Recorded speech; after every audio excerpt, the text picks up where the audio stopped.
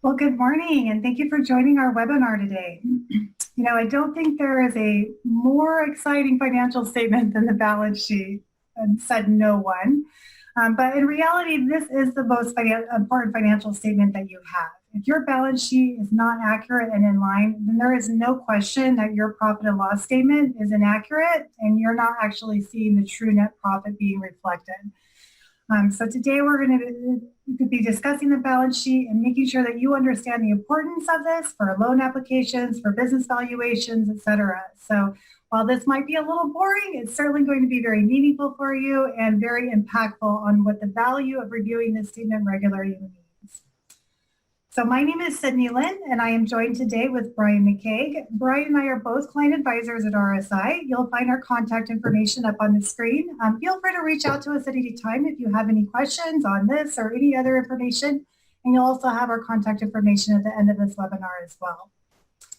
Now, the purpose of our call today is we're going to simply go over some basics on the balance sheet, some specific line items that can easily get out of balance that you wanted to make sure that you're aware of and paying attention to.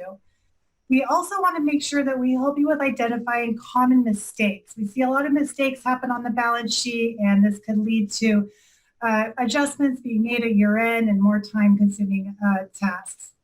We also want to look at how to manage due to, due from accounts, if those are applicable to your business. What we also are going to be reviewing is how this financial statement also impacts not only your profit and loss, but also your cash flow statement.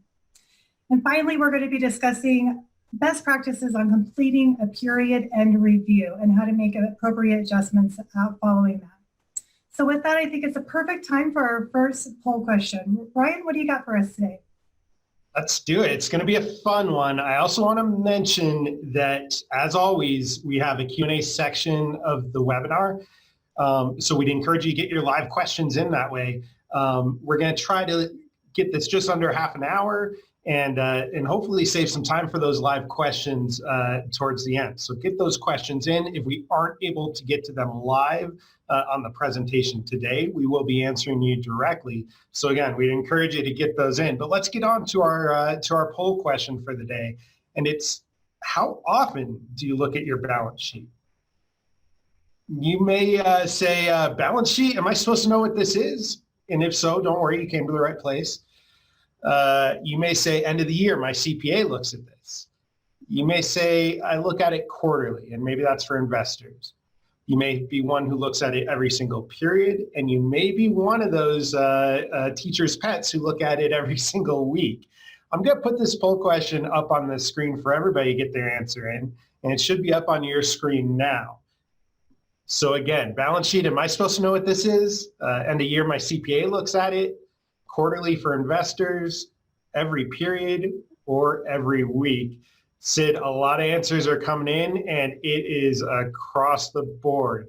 I'm going to give everybody some more time to get in because I still see a lot of answers coming in. I love those of you who are being honest right now about. Yeah, that's why they're here. I'm so glad that's why you're here. Am I supposed to know what this is?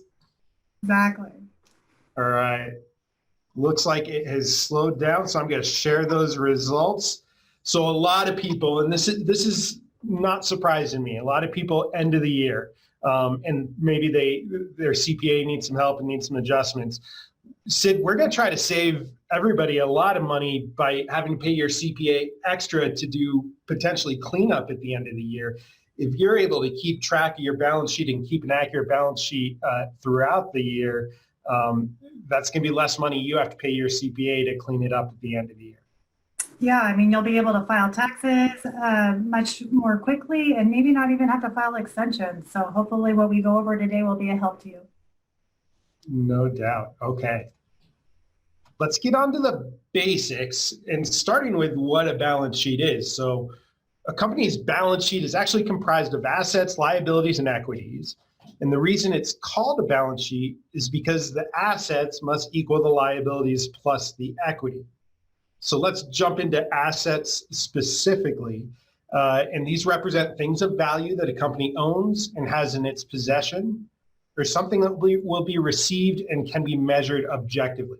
I want to show you some examples for restaurants specifically. starting with the good old house bank.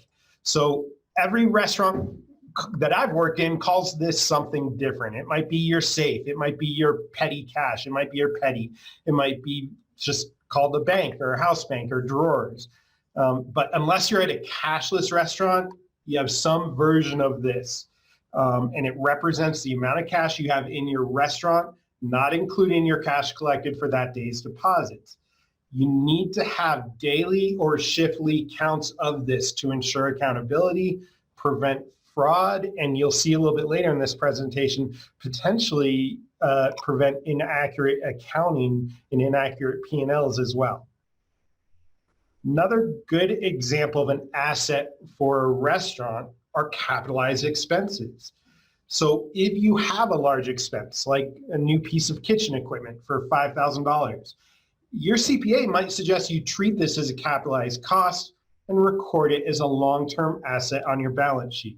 What does this mean? This means that the $5,000 you spent doesn't hit your P&L statement as an expense right away.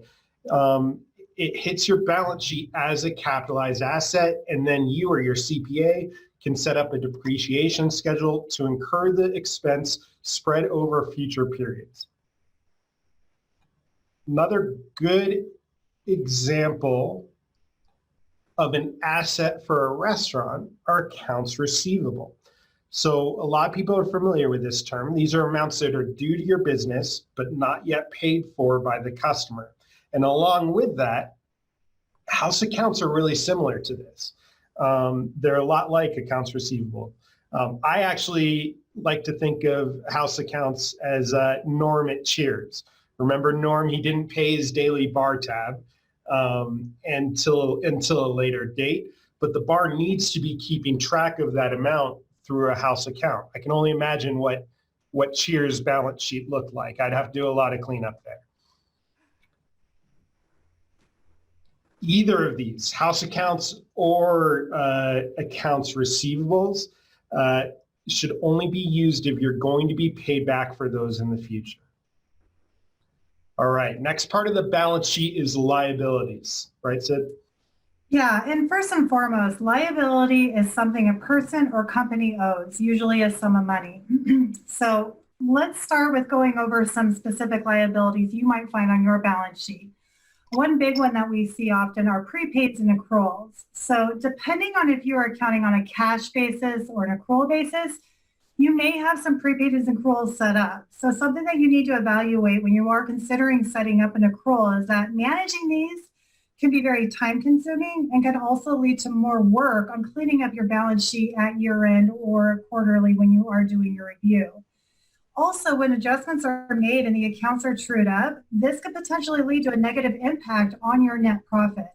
So our recommendation always is, instead of these options of setting up prepaids and accruals, you may want to consider utilizing a budget by expensing these as they're being paid while seeing the true impact to profit less the expense in that projected budget. And that way you're not having to manage these prepaids and accruals on a frequent basis to get them trued up. Another thing to consider with prepaids and accruals too is that automatically the expense is hitting your P&L, but then it's easy to miss a payment if you're not paying attention to the balance sheet. So you might actually miss a payment to one of those vendors if you are closely looking at those. So keep an eye on those. Another area that we want to talk about is gift cards. So remember, at the time that you sell a gift card, this is actually not a sale. This actually relives on your balance sheet as something that is a liability that is owed at a future date. When the people come back to redeem those gift cards is when that liability will decrease on your balance sheet. So you've got to make sure that the total amount that's sitting on your balance sheet really is reflective of how much is left out there waiting to be redeemed. Sometimes what happens is that for clients that might be using paper gift cards instead of an electronic gift card, they're just handing out a paper gift card with no funding, no cash backing the value of that. And if you're giving it away for a dissatisfied guest or something like that, then it really is considered a comp. It would hit your expense lines instead of living as a gift card balance on your balance sheet. So something for you guys to make sure that you're always paying attention to. Another area would be credit card tips payable. So for those of you that are paying credit card tips on payroll checks, this can easily get out of balance if you aren't verifying the total amount that was collected is matching to the penny of what was paid out on payroll. Remember, this is not your money. The total amount of credit card tips that are collected to the penny need to be paid out to the employees. So there should never really be a balance left on your balance sheet when it comes to credit card tips payable.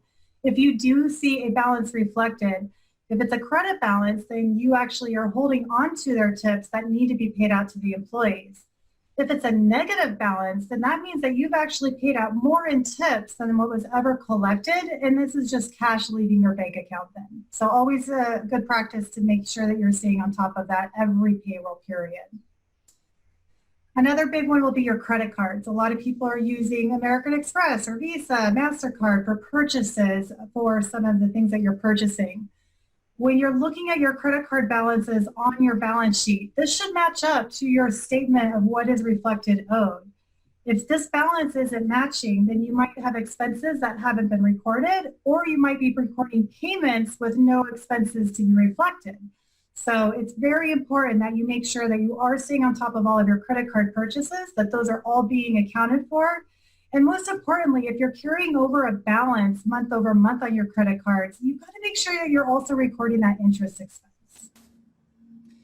Another line item I want you guys to be aware of will be unclaimed property. When you have employees that do not cash their payroll checks, this is still their money. So even though those payroll checks stale date out and that money still remains in your account, this is still owed to the employee anytime they come back to request it. So anytime you have stale dated payroll checks, they live on your balance sheet as a liability of unclaimed property up until the date that the employee reaches out to you and says, hey, I'm missing this paycheck. You need to cut me a check now. And just remember, you're just going to cut an AP check for the amount that's owed to the employee and code it to that unclaimed property balance. Now, this might be some basics on assets and liabilities, but that isn't all that can get out of line on the balance sheet. Correct, Brian?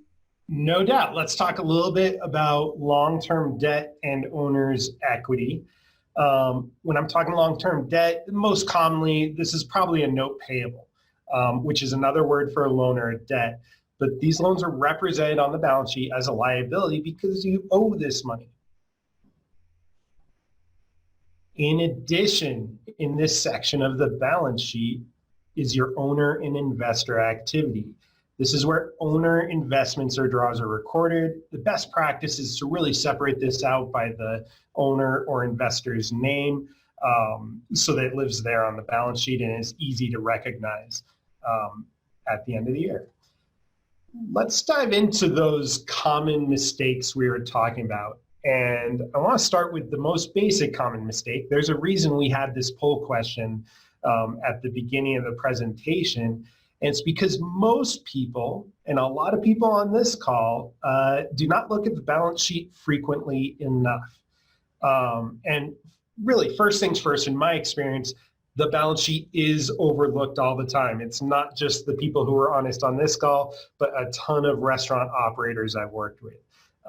And a lot of those same restaurant operators are really diligent and disciplined about checking their P&L on a regular basis, but they tend to ignore that balance sheet, like we said, until the CPA needs to file their taxes at the end of the year.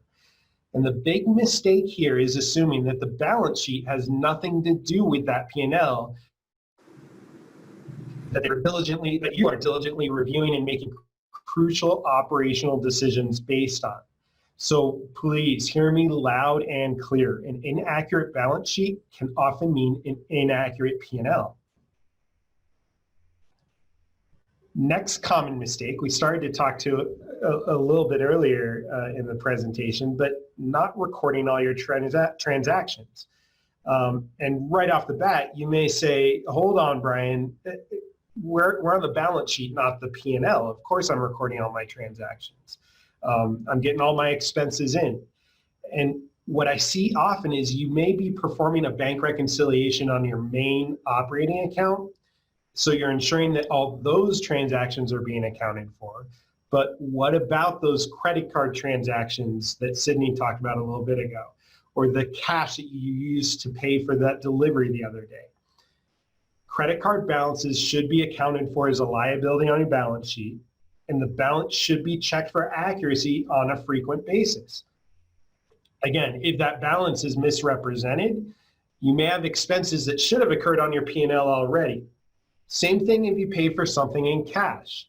Cash, honestly, is not an ideal practice, paying for things in cash, and it should be avoided unless absolutely necessary. I'm sure everybody can imagine, because there's a lack of receipts and a lack of accounting and an easy opportunity to misaccount for things that are paid for with cash.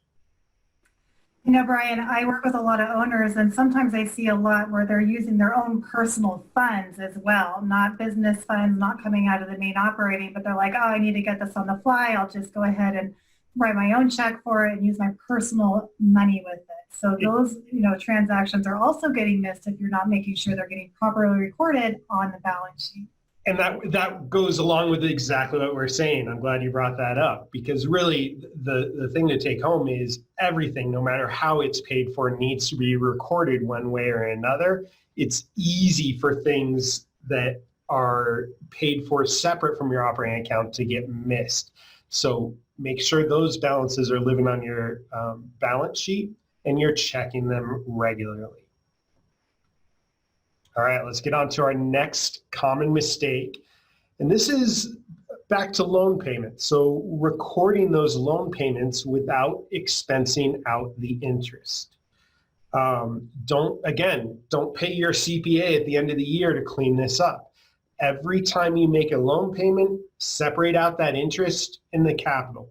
The capital portion should be reducing your liability, and the interest should be an expense on your P&L. All right, another common mistake. Sid talked about it a little bit, but this is worth talking about and diving a little deeper into, and it's got to do with gift cards. And we're bringing this up because we see this all the time. The gift certificate or gift card liability not being recorded properly.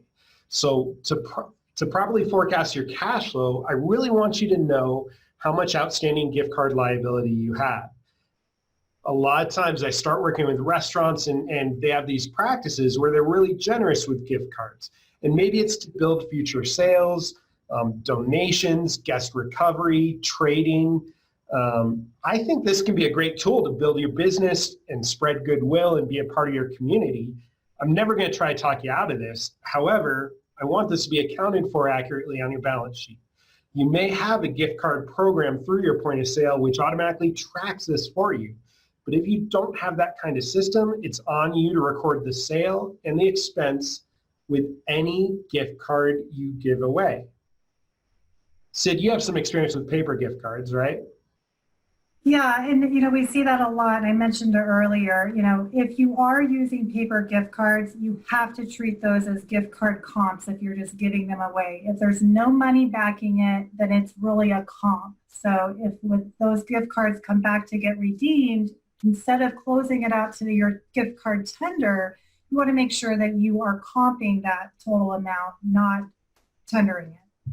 And again, back to what Sydney said earlier, this is crucial in forecasting your cash flow as well, because you get all the cash for gift certificates at the point of sale, but you don't want to be caught surprised when everybody's redeeming those gift cards in a lot of times January or February, which can be cash poor months for restaurants as well. We covered this pretty extensively in our cash flow webinar, which you should have a link to in training and education in RSI if you're interested. But don't get caught by surprise like this. Having an accurate gift card liability on your balance sheet is crucial. Now, some of you may or may not have the need for setting up due to, due from accounts. So typically, these are needed when you have one or more locations or possibly a holding company, a management company, etc. So they're used to track money owed to or from a company. This could also be considered an intercompany receivable.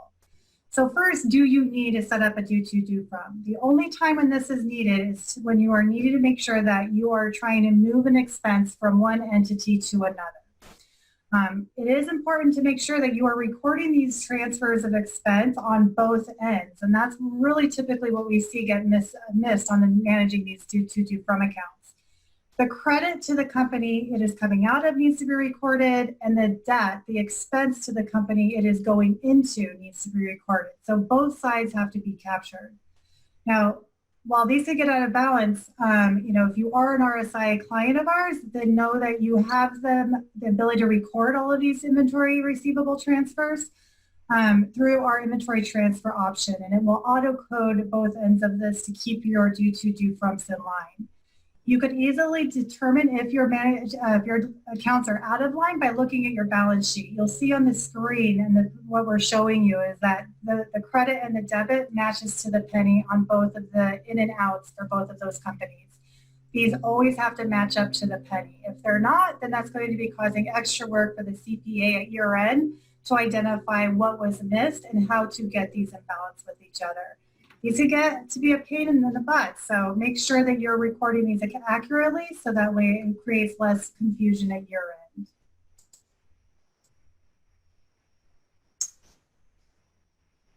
These also have bearing on the cash flow statement too, correct, Brian? Yeah, no doubt. Okay, so let's talk a little bit about cash flow statement, and specifically, how does the balance sheet affect that cash flow statement? So remember, your cash flow statement represents how your balance sheet and P&L work together to have an impact on your cash and operating accounts. This is a great way to understand where your money's going. The cash flow statement is the answer to that question, why does my bank account balance not reflect my profit? The more you understand this statement, the better you can forecast your cash flow. And the more you can be strategic and plan out your cash flow activity, kind of like we were talking about with the gift certificates. Questions like, when am I going to need to dip into my debt? Or is my existing line of credit and the PPP loan I got enough to get me through the rest of the year? Or when is it smart time to buy that reach-in cooler? If you are going to trust the information on your cash flow statement, I'm going to go back to accuracy again. And in order to ensure your balance sheet accuracy, the best activity you can perform is a period end review. Yeah, absolutely. And of course, I'm not going to complain if you're looking at the balance sheet on a weekly basis, but I definitely hope that you are looking at it at the end of every period. So doing a thorough period end review is essential for keeping all of your financial statements in line and accurate. Now, when you do a period end review, the three most important financial statements that you're going to review at the end of every period for identifying inaccuracies, potential areas of opportunity, understanding, what has impacted either that profit or cost, etc. This is going to be your profit and loss statement, your balance sheet, and your cash flow. These are the three statements that every owner operator and managers for that as well on a period basis. So what we recommend is that after your bank reconciliation has been completed, you review all three of these financial statements at length. I always recommend that maybe you run your general ledger register for that period of time so you can quickly see all the activity that occurred under each of your GLs. This will populate for both your balance sheet GLs and your profit and loss GLs. This will help you look at vendors. Maybe you see a vendor that's miscoded to the wrong thing, or maybe a dollar amount. So it's a quick way for you to dive through and look at the activity. When reviewing your balance sheet, you actually have the ability to click on those values as well and drill down, and it'll give you a trial balance of the activity of the credits and debits that hit that account as well. So you can also review that to make sure there's no journal entries that are needed. Once you've actually reviewed all of these statements, then you're going to be able to review the bank statement and make sure that everything is accurately posted. If there are already adjustments that need to be made, you can quickly make those adjustments at period end and do a final closeout of that. This will ensure that your balance sheet will be accurate and your profit and loss is accurate, so that way you know exactly the impact of your cash flow period over period, as well as what your profitability is. This will be essential for you if you really want to make sure that you're eliminating extra time at year end with having to go back and review it. And remember, if you're doing this every 4 weeks, it's a lot easier to remember what happened every 4 weeks than a year end and you're trying to remember something that happened 12 months ago. I see it all the time. When you go to review balance sheet at year end and you've got a year's worth of activity and you can't remember what happened when, it's going to be much more difficult for you and your CPA to finalize those year-end taxes. So really strongly encourage you to make sure that you are doing this every single period. And going back to what Brian was talking about with the cash flow statement, this is also going to really help you identify where your cash is going period over period. You can quickly identify financing activity via your cash flow statement. And this will actually help you understand, what needs to be happening going into the next period to keep your cash flow strong. Now, while these are basics to understanding the balance sheet and, obviously how it impacts the other financial statements, there's obviously much more on your balance sheet that you want to make sure that you're aware of.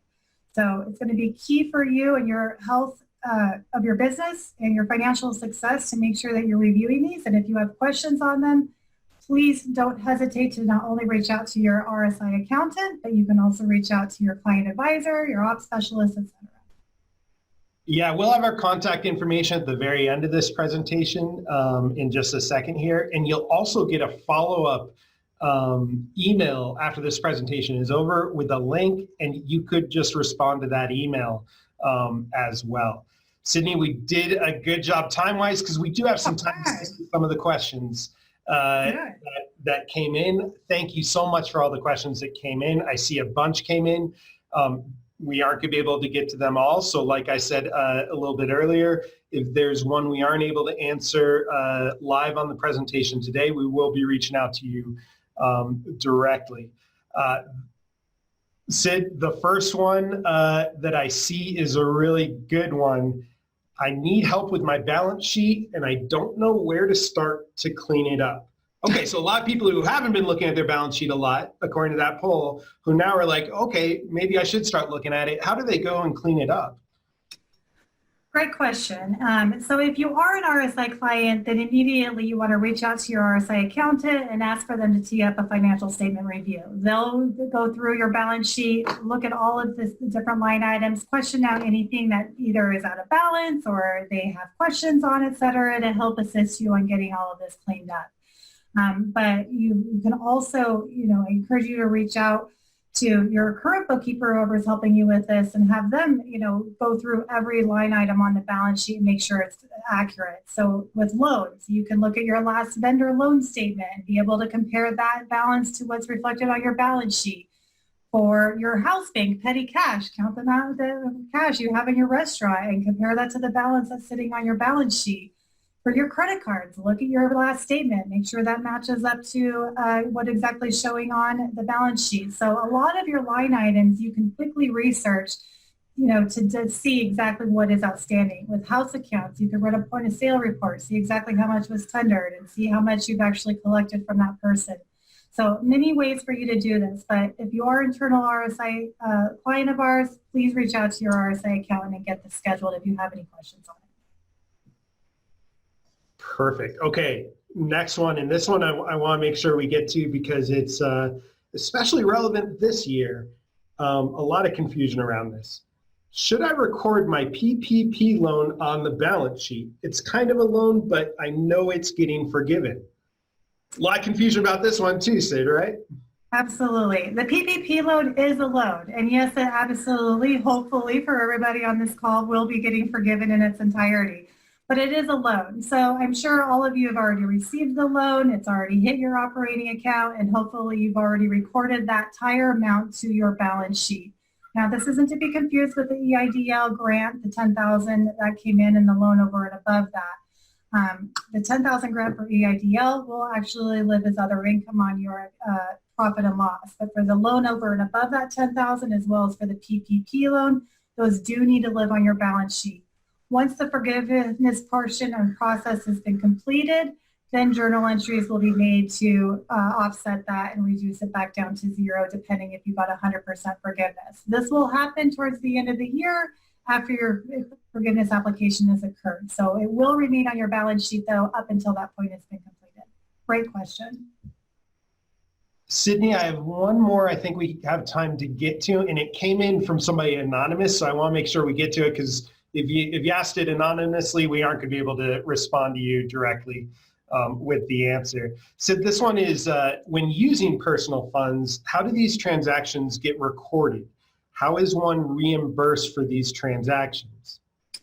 Really great question. So if you are an owner and you went and used personal funds for a purchase, you then determine, do you want to consider that equity or do you want to consider that a loan to the business? So if you do use your personal funds, then let's say you spent $1,000 of your own personal money, but you want to be paid this back. You're just basically paying for it for now because you were low on cash, but you're going to get this money back. Then you're going to want to record that $1,000 as a loan to the business. So you would set up a note payable with your name on your balance sheet for $1,000 and then record the expense on the profit and loss for what that purchase was for. And whenever you decide to pay it back to yourself, then you simply write yourself an AP check to that note payable and reduce that balance back down. Otherwise, you could just treat it as equity and cash infusion into the business and just increase the amount of equity that's living on your balance sheet. Perfect.